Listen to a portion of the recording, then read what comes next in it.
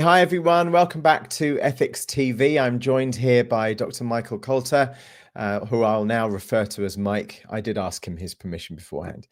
And he may well call me J Mac John or Jonathan. It's also up to him. This is episode 41 of Ethics TV. And so Mike, what is keeping you busy nowadays? What's keeping you motivated and what's keeping you interested in things? What are you doing? I'm very passionate about education. I've been in education for a long time. I've actually been teaching at the college level for 25 years, which people think I'm younger than I actually am. I think I look younger than I actually am, but I've been teaching for a long time. Recent projects, of course, the biggest accomplishment is probably what we're going to talk about the most is my book that I recently published in January, Christian Ethics in Computers, Software, and Artificial Intelligence. For my day job, I teach computer science. I mostly teach programming courses, but I also teach AI at the college level, both undergrad and graduate courses.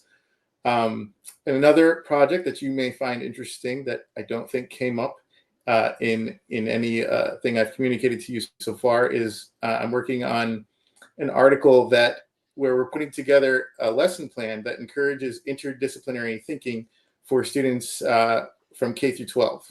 So basically a single lesson plan that covers all of STEAM, science, technology, engineering, art, and math simultaneously and shows the connections between them. So that's been a fun project as well. Wow. Okay. So, let's end there then, and let's start perhaps at the book, because obviously that was launched in January 2025. It's called Christian Ethics in Computer Software and Artificial Intelligence, which is a fascinating title in and of itself. Tell me how you arrived at that. What drove you towards writing that, and how did you construct the content? Tell me all about that. I think the way that I became a Christian myself, is somewhat unique. It was actually at a summer camp, and the keynote speaker really talked a lot about science. He talked about how God was the ultimate scientist, and perhaps God had his own inventions and creations that he used to help govern the world. When at the ripe old age of 11, that really hit a chord with me, and that's when I got saved. So my experience, I think, has been different than most, whereas traditionally, in a lot of contexts, faith and science are specifically kept separate. But for me, they were together from the beginning. And so here I was in public school, where I learned one view of the world, and then I went to Sunday school where I learned a basically polar opposite view of the world. And I wanted to bring them together. I didn't like the cognitive dissonance that I was experiencing day in and day out. And really, they should go together. I believe that God created everything, and he enabled us to create things, and all of these things should be coherent. And that's kind of my upbringing. Now, as far as writing the book, I've had these ideas simmering in my head for 6 or 7 years. And then a publisher actually approached me and asked me to write a book and said it could be about anything I wanted. And so that was kind of an open invitation to go ahead and write the book. But I didn't actually sit down and start the physical writing, honestly, until ChatGPT came out. That's what kind of lit the fire under my bottom, as they say, and I really started writing it. And so I really just wanted to address this intersection of faith and technology and computers, that there's not a whole lot of writing from a Christian perspective about it. There is some. I'm not going to say there's none, but it's fairly small amount in the grand scheme of things. And so in terms of the ordering and the construct of the book, so it has 7 chapters. The first chapter is just basically about the pervasiveness of computers for first world countries. And it just talks about how computers are in everything. They're more deeply integrated into our lives than probably most people realize. And that's kind of the point of the whole chapter. Then the second chapter talks about the ethical use of software. So the way that we choose to use software in our day-to-day lives has ethical consequences. And many people don't think of it that way. They just think of it as a convenience, and that's the end of it. So, but when we fill out a form that wants all this information, and we just lie on the form just to get it done, what are the ethical implications on that? And many other examples of how we use software. And then the next chapter is about how we design software. And I really dug deep to try to find how we could integrate biblical principles into how software is designed. Because I believe that as designers, we have a huge responsibility to think about the ethical implications of what we make. And I'm also trying to fill what I think is somewhat of a void in most computer science curriculums. Not all, but many. They focus on the how. And it's very important to know the how. You have to know the how.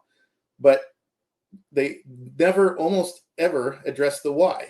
And what is the ultimate purpose of what we're making? They assume that that's somebody else's job. But the reality is that if you delegate that to someone else, no one else is going to have the depth of understanding as to how it actually works as the person who's creating it. So I think that every software engineer, software designer is responsible to think about the why of what they're doing and what the implications and applications are. And this is not even AI yet. I'm just talking about run-of-the-mill software. Okay. Then the next chapter we talk about ethical use of AI and how it's being used both for good and for bad. I think a lot of authors tend to polarize AI and maybe technology in general. They either demonize it or blindly embrace it, and I do neither. I take a middle ground, and I really want to think deeply about what can we do that improves the human condition and doesn't harm the human condition, and what are the deeper implications as to what we're making here. And then the next chapter is ethical design of AI. So we look at use first, then the design, and go deeper into how these biblical principles apply to designing ethical AI. Then for the next chapter, I actually have a guest author who is an expert in gaming, and he talks about the design and use of AI specifically in gaming, which is also very important, but not my expertise. So I delegated that to another author. And then the last chapter is a call to action. So conclusion and call to action. What can we do, whether we're software designers or just users? What can we do to impact how software is used, how software is designed, how AI is used, how AI is designed, and what kind of future do we want to build? Because the decisions we make now are going to impact the future. And I believe we're at a crucial point in history. With the accelerating rate with which AI is infiltrating our lives right now. There's talk of the singularity, and there's talk of transhumanism, and all these kinds of things. And I think that those things are possible. And some people say they're inevitable. But I think we have a choice right now as to whether or not if that's the future that we want to have. But if we just wait too much longer and just assume it's not going to happen or assume it can't happen, we're going to wake up one day and it has happened. Yeah, I've often said, only build the future you want, right? And I look at some people who are building certain dystopian futures, thinking you wouldn't want to live in that future really if you built it that way. I'm fascinated in terms of the book content. What would you define as Christian ethics versus non-Christian ethics, just so I can understand the differentiator, or the viewers or listeners can understand the differentiator? Because I guess one of the purposes of Ethics TV is to enable people to understand what ethics means and why it matters so much. And I'm also fascinated to kind of go in one level deeper into that, and what would make Christian ethics Christian. What would you say? Well, so I try to bring everything back to Scripture, and I do have many quoted verses throughout the book where I state my hypothesis and then back it up with Scripture. I believe that for the most part, people who are trying to be ethical, whether they're Christian or not, would probably agree with most of it. For example, love one another with brotherly affection, outdo one another in showing honor. I think that's something that everybody can get behind, whether you're Christian or not, whether you believe in the Judeo-Christian God or not. And so I think there's a lot in common that I bring from the Bible that I think most people would agree with. Where it's different from, I'll call it secular ethics, if that's okay, to me, is that I believe that there is an absolute truth. And I believe that God defines what that truth is, and he helped us to understand it through this book that he gave to us called the Bible. And with that in mind, I believe that ethics are timeless and not malleable. And correct me, I may be wrong here, but from the little bit of study that I've done in secular ethics is that it seems to change over time, and there's a lot of different opinions, and you can have your belief and I can have mine, and even though they may be different, we're going to try to both agree with them.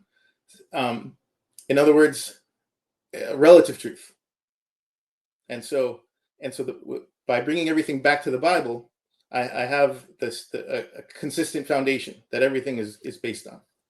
Okay, got it. So there is an absolute truth from the Bible that is non-relative in terms of secular ethics, which could arguably be dependent on each individual point of view, like a subjective viewpoint. Whereas when there is an absolute ethical truth, and obviously for the way that I mean, anyone who's watched it or listened to any of the last 40 plus hours of ethics TV would know that, the viewpoint is that, that ethics is the determining of our values and our beliefs, and that then goes to what we believe to be right and wrong, and that then generates our behaviors to be the outcome of how we view our moral rights and wrongs, and that's ethics.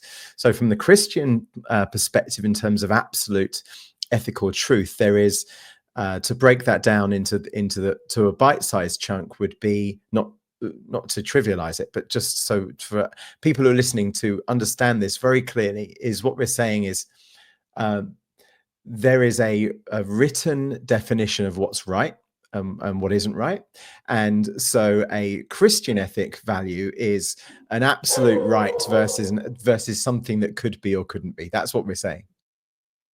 That's the goal. That's what I'm striving for. And I believe that God gave us the Bible and his written word to it's an instruction manual for our lives, right? And some people say that the commands in the Bible they take away my freedom, they hinder me, and therefore I don't want to live by those rules. But this is how I see it. I believe that it's an instruction manual from a living God, right? Let's here's a silly analogy. If you read the instruction manual for your microwave oven, it'll tell you not to put metal in the microwave, right? They're not telling you that to take away your freedom. They're telling you that to keep you safe. They're telling you that to keep you from burning down your kitchen. Okay? And so I believe that God created us. And as such, he knows how we work best. He knows that following certain principles and following certain behaviors will lead to a more fulfilling, safe life in general than if you don't follow them. And so I believe that these rules are there for our safety. And so I'm trying to find ways to build those rules into software and AI. Yeah, got it. And do you feel that there is a lack of ethical values in today's modern technologies? I'm almost saying this in a slightly facetious way, because anyone who's watched any minute of ethics TV knows my viewpoint, as also the founder of a self-sovereign technology platform. But nonetheless, so do you feel, let's be generous to the question, do you feel as if there is a lack of ethics in modern technology? Of course there is. You can't open the newspaper or the internet without finding examples of it, right? So Well, here's how I see it happening, right? The number one goal of most companies is to make money, and that's their foundation, that's their framework. What can we do to make the most money?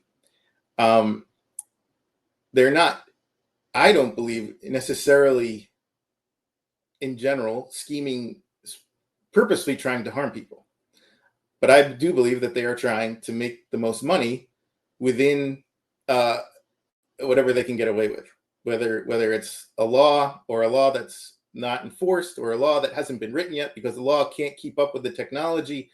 So of course they're going to do things that are unethical because the law can't keep up, and so they're going to make money however they can. That's their job to their shareholders. Yeah, and I guess so. It's kind of a prioritization, and if the first priority is shareholder return and making more cash, then the first priority cannot be benefit to mankind, because you simply by the removal of the priority of number one, something that is the benefit of civilization becomes a number two or number three.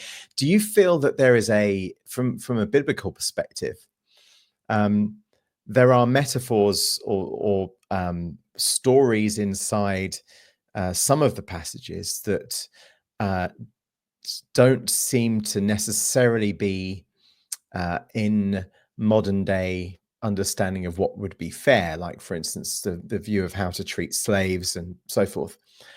Do you feel that there is a purpose of those passages that the uneducated observer would think is basically condoning, for the sake of argument, slavery, there's actually there's a greater ethical point that's being made here that maybe the secularists would be missing? What's your view? That's very complicated. So yes, there are slaves in the Bible. There's no question about that. At the time when the Bible was written, slavery was normal and an accepted part of society. So one could not discuss society without mentioning slaves. Does that mean that the Bible condones slavery? I don't think so. The Bible talks much more about things like love and honoring others, and do unto others as you would have them do unto you, as opposed to, you won't find a passage in the Bible that says go out and take over and own lots of slaves. Right? It doesn't say that. It mentions it because slaves were a reality of the time, but I don't believe it condones it. Yeah. And do you, so in your, I mean, from being an author myself, I know that there's always, as soon as you put something out there, there's critics that that suddenly everyone's an expert at everything from the other side of their keyboard. What have you found to be the most common criticism of Christian ethics in computer software, bearing in mind that it's a dichotomy, which is an enjoyable dichotomy? It's, using ethics and technology together is still a dichotomy, which shouldn't be. I think that it's right to talk about ethics and software together. I personally believe, otherwise I wouldn't be doing this, and likewise. But what have you found to be the most common criticism? Mine for Ethics TV is, I don't understand what ethics is. It sounds boring, therefore I'm not interested. That's the most common one that I get. What's the one that you get? I'm not getting it anymore, but I used to a few years ago in when I taught an AI course. I would talk a lot about ethics in the AI course because I was genuinely concerned, and this was well before ChatGPT came out. This is like 6-7 years ago, and the feedback I got were things like, "This is not an ethics class. Just teach us the technical stuff." Okay, they Because that was the view of a lot of the students. They just wanted me to cover the code, the how-to, and not the why. Yeah, it's interesting, isn't it? I in my darker moments, I sometimes wonder whether or not we humans are uh, seeking, by and large, the easiest answer without requiring critical thought. So, if you could just give me the answer as it is, don't make me think about something. And that's one of the reasons why I'm wondering whether social media is so popular, because it requires the least amount of effort of all and the least amount of contemplation. Do you know what I mean? I wonder whether that's Yeah, sometimes an issue. I I have a theory that also has to do with the education system. Um, so, in my experience in the U.S. in public schools, junior high and up, each teacher would teach you one subject, right? So you go over here for 45 minutes and you learn math, and you go over here for 45 minutes and you learn science. And to an extent, that's just what's practical and necessary, because one teacher, it's very difficult for one person to be an expert in all those things, even at the 7th grade level, right? So it's from one point of view, I can understand why that needed to happen, but the downside, I think, is that students are being taught with blinders on. They are only taught to think about math when they're in math class. They don't think about history when they're in math class. They don't think about science when they're in math class. And all these things are connected, right? And that's why I'm also, like I mentioned, I'm interested in this other project where I'm trying to have a lesson plan that introduces interdisciplinary thinking even at a very young age. Uh, let's break those silos and have students even at a young age realize that knowledge is knowledge. God created it all. Knowledge is knowledge, and it's all connected. And we should be able to see those connections. And at the higher ed level, there's a lot of fascinating research that's going on. Like the interdisciplinary research is one of the hottest things that's happening right now, right? But it's hard because I think, in part, because we weren't trained to think that way. Well, I think there's something there, isn't there? Many guests have concurred with that point, that the critical thinking, or rather the lack of critical thinking, and maybe the lack of the insertion of ethics, has certainly had an impact. Well, I must admit, from my observation, it seems that in primary school, the best primary school teachers are ones that have a discursive, um, kind of almost Socratic dialogue in their classrooms. And then as we move into the high school years, there seems to be a drop off in that type of understanding. And maybe that is correlated to the increased disillusionment of young people around that age who lose their way. I'm wondering from from the educational perspective, whether it's at Palm Beach Atlantic University or elsewhere, do you find that it is there is an age range where thinking of these things in a more reasoned way is more common, or is it basically down to the teacher and the establishment? Because maybe my understanding of, maybe my observation of primary school being much more kind of, well, is this the right thing to think about? Oh, why would you think like this? And as you move older, it's more kind of like, you need to learn these 6 things and repeat them in order. Is that this is probably a naive observation from my view. What have you observed? Well, I've only ever taught college. I've never taught another grade level, so I'm not sure how well I can respond to that, but I'll do my best. Um, I know at where I work, we are encouraged to integrate faith into every course, no matter what the topic is, and so that necessitates a deeper critical thinking than just memorize this and regurgitate it back, right?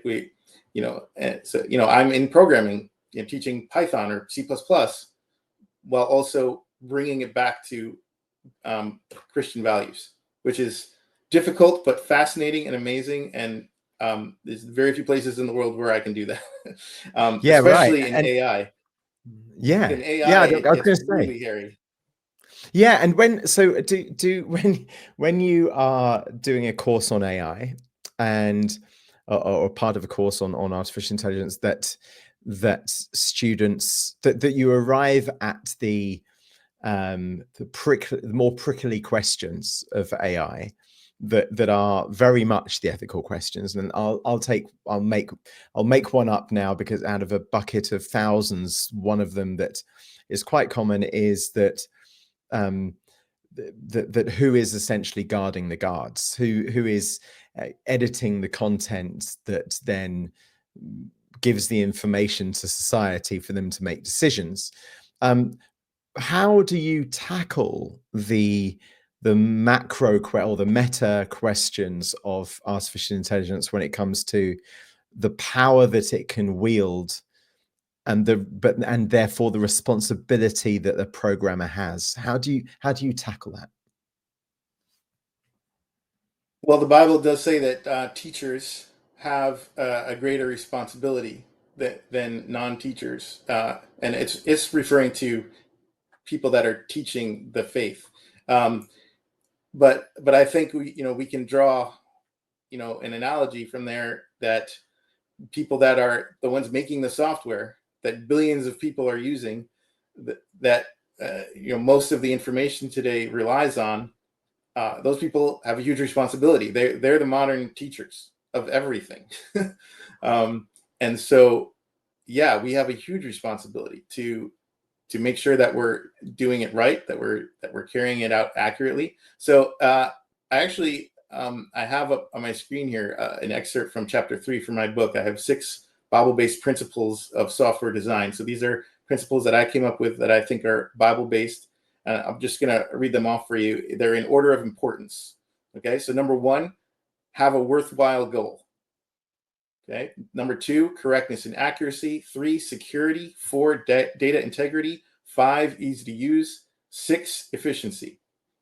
Now, one thing that I want to point out is that in most computer science books, efficiency is number 1, or maybe the only criteria that is looked at, right? But if that's your only goal, and you're not looking at why you're doing it and what you're doing it, what are you actually efficient in, right? I mean, a terrible analogy I sometimes use in class: the Nazis were very efficient at killing people, right? They were efficient because they turned efficiency into their god, and so that's, I think that lays a foundation for how we look at all software, including AI, right? Number 1, have a worthwhile goal, right? Don't just make it fast and not think about why we're doing it at all. And again, I think every engineer, every software developer has that responsibility. We cannot assume that the directions that we get from our client or from our manager are going to necessarily take all of that into account, because they may not understand all the details of what the software is actually doing. Indeed. Do you have, from a musician's background, bearing in mind that you have a software patent in a melody-based search engine for interdisciplinary research with music Yes. theory, AI, bioinformatics, and so forth, do you feel that there is a risk in the music world of artificial intelligence somehow abusing our creativity? And how do you see the merged issues of artificial intelligence and ethical responsibility and music creativity? What do you feel about that side? That's a great question. I'm going to answer it with an observation. Many of the kids that are my children's age, so like junior high age, are wearing t-shirts from bands that were around when I was in junior high. Okay, Nirvana, Metallica, Guns N' Roses, right? That's what seems to be in vogue now. So one possible hypothesis that I could draw from that is that there was something more human about the music back then, which makes it more appealing even now. Where today much of our music already has AI in it to some extent, but we're not seeing a lot of mega bands forming these days. There are a few, but not like it was in the 80s and 90s. So that could be part of what's happening, that people are sensing this sort of lack of artistic integrity because they're using AI to write the music instead of writing it themselves. Yeah, I on many stages around the world and in many chapters and on many podcasts, I have said that I would like the outcome of this hyper digital world to be a comeuppance of an elevation of humankind for its artisanal beauty and the ability for us to be human. And I think that we can beat technology in our humanness in ways that are very profound. I see that. I used to be pessimistic about things, even at the beginning of Ethics TV, which we're only, I don't know, 6+ months in. But I think I've become more opportunistic about the future in terms of the volume of conversations I've had with people who've kind of reinstilled my faith in this being okay. And at the beginning I thought we were shouting into thin air, and it turns out that there's loads of people who want to think about why this matters and having a real purpose of what we're doing. It seems there seems to not just be, there's lots of us, right? Well, there's a trend right now that a lot of universities are starting up certificates in responsible AI. They're like 3 course certificates that you can earn, and we're actually in the process of creating 2 right now for PBA, and we hope that ours will stand out because they're going to come from a Christian perspective, just like my book. We're a little late to the party, to be honest, but we recognize that that has to happen, and along those lines, we're also trying to come up with a policy around responsible use of AI in the classroom, because that's a very sticky gray area as well. It's, on the one hand, there are certain things that students need to be able to do on their own. They have to be able to have some sort of reasoning, some sort of reading, writing, basic mathematical abilities. But on the other hand, if they don't know how to use generative AI, they're going to be at a disadvantage in the job market. That's the reality already. And so, how do we both teach the skills they need to know without AI and also teach AI and how to use it responsibly, and somehow cram that into 4 years without everything else they have to learn? Well, and that's a good place to end the conversation in terms of, I mean, that is indeed your challenge, and I'd love you to come back on in the future and tell me about the courses that are created and how things progressed, because even though it sounds like one could argue that you are kind of late to the party on that, I think that you're actually still early, and I think we're in the first years of this, and in 5 years time you'll be seen to be an early adopter, I think. Oh, thank you. I hope so. I think so. Well, listen, Michael, thank you so much for joining. Good luck thank you. with It's everything absolutely my pleasure. I just Yeah. was looking at the quality of your other guests, and I was just like, how did I get invited to this party? Well, I think that every listener and viewer will know exactly why from listening to the last 34 minutes, which have been really, really insightful, and I really, really appreciate it. And I'm glad that this is your first podcast as a guest, and I hope that all of the future podcasts will be as equally as enjoyable for you, because we're in a safe space here. We're all trying to do. We're trying to find purpose and meaning and reason, and there can't be too much of that, in my view. Absolutely, and even if we don't agree on every detail. I think these conversations are so important. They need to be I had, agree. and hopefully we can build a better future. I believe so. Well, let's do that. Let's do that, Mike.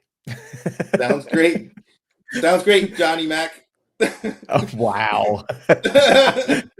Thanks, mate.